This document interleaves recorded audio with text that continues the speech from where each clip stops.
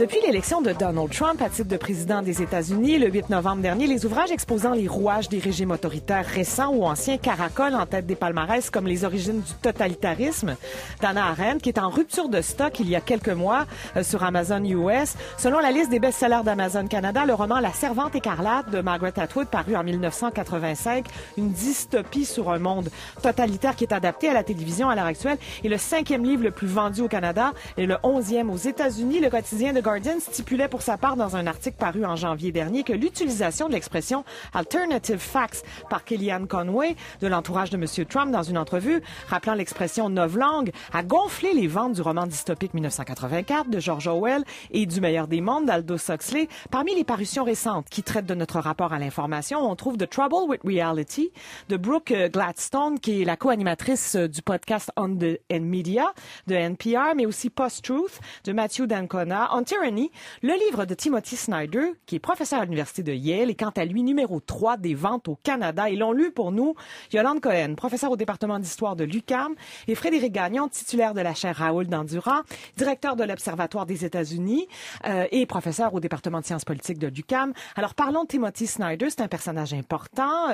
Yolande Cohen, on a parlé de lui l'automne dernier en votre compagnie, absolument. Et en celle de Christian Nadeau, parce que c'est un spécialiste de l'Europe de l'Est. C'est un spécialiste très reconnu dans le monde des historiens et des sciences sociales pour ses travaux sur l'Holocauste. Évidemment, comme je vous le disais la dernière fois, il parle les 10 langues qui sont parlées ou une partie des 10 langues qui sont parlées en Europe de l'Est. Oui. Et il a fait des travaux académiques extrêmement pointus sur les questions de l'Holocauste, terre de sang et terre noire. Ouais. Alors l'ouvrage que vous aviez lu, Frédéric Gagnon, sachez-le, Yolande Cohen et Christian Nadeau disait pourquoi l'Holocauste pourrait se produire de nouveau. Donc c'est quelqu'un qui a une perspective historique dans l'actualité. C'est quelqu'un peut-être aussi que l'on qualifie d'alarmiste dans certains médias américains. C'est le cas de ce nouvel ouvrage, là, On Tyranny. On lui a reproché de faire des parallèles entre l'Allemagne nazie et le gouvernement de M. Donald Trump. Comment vous percevez sa vision de l'actualité, vous, Frédéric Gagnon? Est-ce que vous le trouvez alarmiste? Est-ce que vous trouvez qu'au contraire, c'est juste ce que ce regard? En fait, je pense qu'on a caricaturé un petit peu la contribution de Snyder là-dedans, parce qu'il ne dit pas que Trump est nécessairement Hitler, que Trump est nécessairement Staline. Je pense qu'il nous dit que l'histoire, en fait, peut nous apprendre certaines choses, peut nous apprendre à résister à peut-être des choses qu'on voit poindre à l'horizon, certaines manières de faire, des leaders autoritaires qui tentent de s'affirmer et tout ça. Et les parallèles sont intéressants parce que il nous dit, écoutez, là, on a beaucoup confiance en nos démocraties. Francis Fukuyama nous parlait de la fin de l'histoire au début des années 90. On nous disait, il n'y a plus de solution de rechange à nos modes d'organisation sociale, économique. Mais attention, parce que Donald Trump, on n'avait pas vu ça venir en novembre 2016. On en a parlé beaucoup. Je suis bien placée pour le savoir. J'ai travaillé avec vous. J'ai eu cet honneur, Frédéric Gagnon, et la plupart des politologues. Vous êtes des scientifiques quand même, et la plupart d'entre vous avaient mal mesuré, on peut le dire aujourd'hui, peut-être la popularité de Donald Trump ou sa capacité d'arriver au pouvoir. Là. Oui, puis on s'est retrouvé. Je me suis retrouvé dans ce livre-là parce qu'on a confiance aux institutions américaines en ce moment. On se dit, le système politique américain, puis Snyder en parle au début de son livre, James Madison, Jefferson et autres, ont pensé un système politique qui permet de prévenir la montée de leaders tyranniques comme ça. Le système des poids et contrepoids qui fait que le Congrès peut refuser d'aller de l'avant avec le budget de M. Trump en ce moment.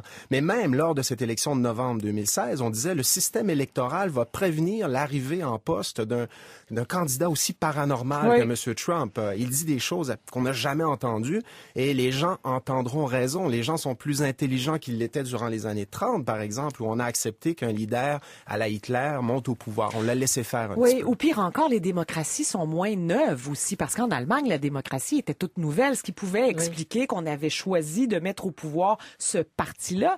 Et la chose la plus intéressante aussi, c'est qu'Hitler n'avait pas été élu démocratiquement. Là. Il a été imposé par le parti au pouvoir. En aussi. fait, Ça, les gens ont fait le lien. En fait, au départ, il a fait des coups de main. Il a travaillé à la fois sur la légalité et la légitimité. Mais il a été élu. Il a été élu par le Parlement, dernière élection du Parlement. Donc, ce qu'il y a d'intéressant dans ce que dit Snyder, y compris de l'élection américaine, et c'est très intéressant parce qu'il ne parle jamais de Trump. Il ne prononce pas le mot de Trump. Il ne le nomme pas. En fait, Voldemort. Toutes les références, exactement. Toutes les références, exactement.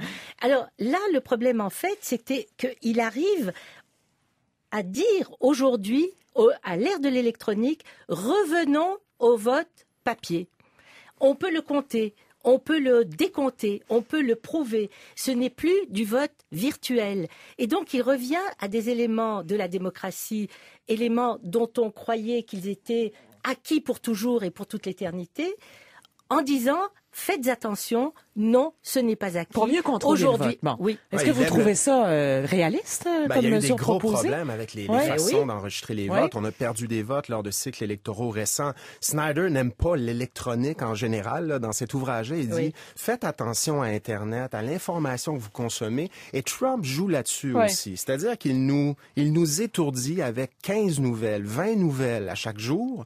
Et les médias aiment ça parce qu'on doit produire de la nouvelle 24 heures sur 24. CNN raffole des scandales un petit peu et tout ça. Du breaking news. C'est ça, mais Trump nous dit, Snyder nous dit, il nous déstabilise, il nous étourdit comme ça et il nous empêche de nous poser les bonnes questions à propos de ce qu'il propose de faire en ce moment. Bon, donc, retournez aux articles papier. C'est ça. Et tout ça. Retournez aux livres, les 100 livres que vous avez préférés. Oui. Alors, retournez aux mots. Prenez du papier, prenez le temps de regarder les gens dans les yeux. Allez manifester avec votre corps. Soyez présents. Et donc, dans ce processus, ce qu'il montre, c'est que vraiment, on peut faire un blocage à la tyrannie. Bon, c'est ça, parce qu'il y a 20 leçons pour contrer la tyrannie. C'est un livre de résistance. Alors, première leçon, ne pas abandonner son libre arbitre. Qu'est-ce que ça veut dire exactement, ça, Frédéric Gagnon? Ça veut dire essayer de prendre du recul et ne pas accepter trop facilement ce que nous proposent ces leaders qui peuvent paraître inspirants au départ, qui peuvent nous vendre du rêve, qui peuvent nous vendre des solutions faciles à des problèmes complexes. Et c'est ça, Donald Trump. À propos du terrorisme, il disait en novembre 2016, I will be so tough you don't want to hear. Je serai tellement dur à l'égard des terroristes que je ne veux même pas vous décrire ce que je ferai dans le détail. Mais derrière ça, il n'y a rien. Sur le site Internet de Trump, il n'y avait pas de détails justement sur ce qu'il pensait faire. Donc, c'est le culte de la personnalité, M. Trump. Je réglerai tous vos problèmes et je serai capable de le faire seul. Je suis plus intelligent que les militaires. Je suis plus... Et finalement, Timothy Snyder nous dit... Trump, ce n'est pas Hitler, mais il y a une tendance à faire les choses d'une façon assez semblable à de grands chefs qu'on a vus dans l'histoire. Autre leçon que vous avez remarquée, Yolande Cohen, se méfier des paramilitaires.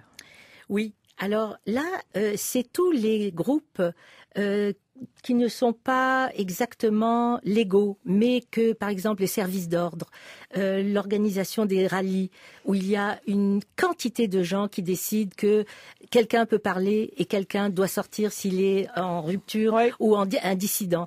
Et il rappelle l'exemple des SS en disant finalement les SS étaient un tout petit groupe. Ils n'auraient jamais pu faire les dégâts qu'ils ont fait en Allemagne s'il n'y avait pas eu un débordement de cette organisation qui était paramilitaire en une organisation qui est devenue légale et qui a transformé, y compris la légalité du pays. Donc les paramilitaires... Quand on voit la militarisation de la police, par exemple, dans un pays comme les États-Unis ou même comme un pays comme le Canada, ce qui est en train de se passer, par exemple, c'est vrai que la démocratie tient à l'aide des institutions, mais on tente de les éroder dans un pays comme les États-Unis à l'heure actuelle, Frédéric. En tout cas, avec Donald Trump, il y a clairement un discours qui vise à discréditer certaines institutions très importantes en démocratie aux États-Unis. Vous voyez ce qu'il dit à propos du New York Times. Vous faites des fausses nouvelles, fake news et tout ça. À propos de CNN, à propos du Washington Post. Et c'est le rapport de Trump à la vérité aussi qui est inquiétant et dont Snyder nous parle. Ça, c'est intéressant parce qu'il dit « Soyez gentils avec la langue ». Là, on a traduit une de ses leçons. Là. Rappelons que Barthes avait dit « Language is never innocent ». Hein? Le langage, c'est jamais innocent. Et il y a tout le travail autour de la réalité, de l'utilisation du langage qui est très, très remarquable à l'heure actuelle. Très, très importante et une simplification. C'est-à-dire que s'il y a des bons et des méchants, ben là, on va vouloir être avec les bons et on abandonne son libre arbitre justement pour décider d'être avec les bons. Et dans cette tyrannie du mot et des mots qui ont simplifié à l'extrême la complexité de notre vie, eh bien, on enlève le pouvoir des gens à décider, à critiquer, à penser. C'est ce qui est en train de se passer. Tous ces livres, The Trouble with Reality, c'est ce que Brooke Gladstone essaie d'éclaircir, c'est-à-dire le rapport à la réalité qui est en train de se transformer. Jusqu'à quel point, d'ailleurs, les médias sociaux n'ont pas participé aussi à cette transformation du langage. On a vu encore le dernier tweet de Donald Trump là, cette nuit, là, où là, il aurait tweeté un mot qui n'existe pas, c'est en train de devenir une vraie histoire. Bon, son utilisation de Twitter, comment se fait-il que le président soit un média? par lui-même. Il y a encore 40% de la population américaine, si vous regardez les sondages, qui appuient ce président. Ça n'a pas vraiment diminué depuis l'élection de novembre. Donc, il y a des gens qui se retrouvent là-dedans, il y a une crise de confiance à l'égard des institutions et tout ça. Et justement, à l'ère de l'instantanéité dans la façon de produire la nouvelle, on a peut-être moins le temps. On consomme Twitter et il nous propose des solutions faciles et tout ça. Et ce que dit Snyder, dans le fond, c'est n'oubliez pas, finalement, que le travail des journalistes que M. Trump est en train de critiquer est un travail qui, dans la plupart des cas, est fait de manière très professionnelle. Il faut des sources, il faut croiser les sources, il faut faire le terrain nécessaire pour produire la nouvelle. Et ce qui est inquiétant pour Snyder, c'est que Trump arrive assez facilement à discréditer aux yeux de, peut-être pas les 40% de gens qui l'appuient, mais peut-être un 15%, un 20%, ce travail qui autrefois était vu de manière beaucoup plus positive, de manière beaucoup moins péjorative. Mais on se méfie des journalistes dans des sociétés occidentales depuis de nombreuses années, on se quand même. méfie des professionnels, on se méfie des avocats, on se méfie des médecins, et donc toute l'éthique professionnelle sur lesquelles ces gens-là travaillent est comme passée à la trappe. Mais je veux juste dire qu'il y a une autre tendance en même temps. Ça veut dire que les gens vont vers le New York Times, vers le Washington Post, parce que là, ils disent, on a besoin de ça plus que jamais. Là, on voit que le Washington Post, qui a engagé comme 80 journalistes, je pense, il y a plein de lecteurs nouvelles pour le New York Times. Ah oui, je suis d'accord avec vous que c'est très dangereux quand ils parlent de fake news puis tout ça, mais en même temps, les gens il y a toujours des gens qui cherchent de plus en plus pour des nouvelles, des articles de fond au sujet de qu'est-ce qui se passe aux États-Unis. Et qui est très intéressant, il dit, si vous voulez être des vrais citoyens actifs, abonnez-vous aux journaux professionnels, lisez des livres, faites vraiment votre travail de critique et d'analyse et d'observation par vous-même et faites-vous aider par l'éthique des professionnels. Donc, au lieu de croire cette espèce de buzz que certains appellent du statique, c'est-à-dire c'est énorme. C'est du white noise. C'est du white noise, c'est du bruit. Sortez du bruit. Mais les gens sont de moins en moins prêts à payer pour l'information. Ils sont prêts à payer pour se divertir. On le voit avec les succès de Spotify ou de Netflix, par exemple. Mais les grands médias traditionnels souffrent du manque d'engagement financier des lecteurs. Là. Et en même temps, je suis d'accord avec ce que vous avez dit, Brandon. Le New York Times, j'ai vu une conférence de Peter Baker, un des correspondants du New York Times à la Maison-Blanche, à l'Université de Virginie récemment. Puis il disait, en fait, le phénomène Trump, ce qui est un peu bizarre, c'est qu'on vend plus de journaux. Donc, il y a un appétit pour une remise en question de cette présidence, une information qui est vue comme étant produite correctement, qu'on remet en question et tout ça. Et donc, les gens, il y a un intérêt pour ça. Et ce que Snyder nous dit, c'est que les institutions, elles existent. Les médias, le quatrième pouvoir dont parlait Jefferson existe. Mais il faut individuellement s'abreuver à cette information, continuer à appuyer les journaux qui produisent des nouvelles finalement susceptibles de remettre en question cette manière de faire et ce vers quoi Trump veut aller. Deux dernières prémices dans cet ouvrage qui en contient 20. Moi, ça m'a paru très intéressant. Gardez votre vie privée. Oui. Pour contrer la tyrannie. Là. Absolument. C'est vraiment la leçon de Hannah Arendt. C'est que finalement, une des grandes leçons à tirer du totalitarisme, parce qu'elle l'appelait comme ça, il n'a pas retenu ce terme-là, il a préféré celui de tyrannie qui est plus large, c'est que, en fait, la tyrannie ou le totalitarisme s'exerce quand on n'a plus d'espace privé ou quand la limite ou les frontières entre la vie publique et la vie privée disparaissent. Parce que, en effet, un des effets du totalitarisme, ça a été d'envahir l'ensemble de l'espace privé et public des individus. Par l'espionnage, notamment. Les jeunes dénonçaient leurs parents, les enfants étaient embrigadés dans les jeunesses hitlériennes, etc., etc. Et donc, cet éclatement des frontières conduit précisément à une sorte de tyrannie. Ce qui est curieux, c'est que là, on assiste à une soumission volontaire. Là. Oui.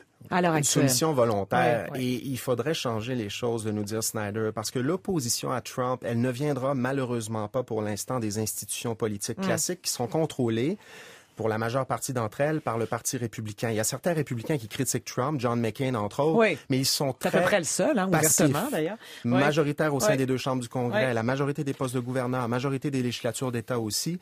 Donc l'opposition, elle viendra des autres acteurs au sein de la société. Les journalistes peut-être qui creuseront l'affaire du FBI, les citoyens qui s'impliqueront davantage. Le système judiciaire, les juges qui se sont beaucoup opposés au Muslim ban.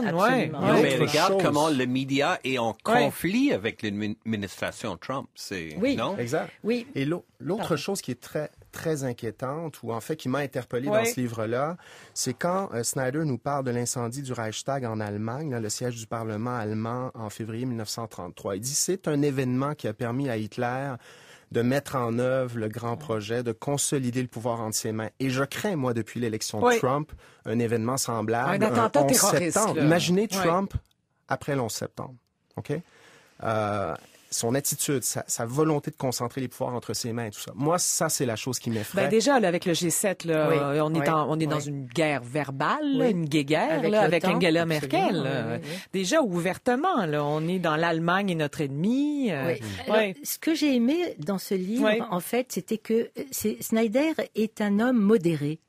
Et il appelle vraiment à retrouver les éléments de base de nos démocraties, les valeurs, les institutions de nos démocraties, et à les chérir, non pas comme des valeurs occidentales, chrétiennes ou autres, mais des valeurs communes qu'on a mis beaucoup de temps à mettre en place. Et je trouve que dans cette modération, il y a vraiment cet appel à la population, à la citoyenneté, à l'âme des citoyens, que nous sommes en démocratie. Je trouve que c'est un regard humaniste, en fait. Et un tout petit livre. Quelle bonne nouvelle. Oui. Ça se lit un samedi après-midi.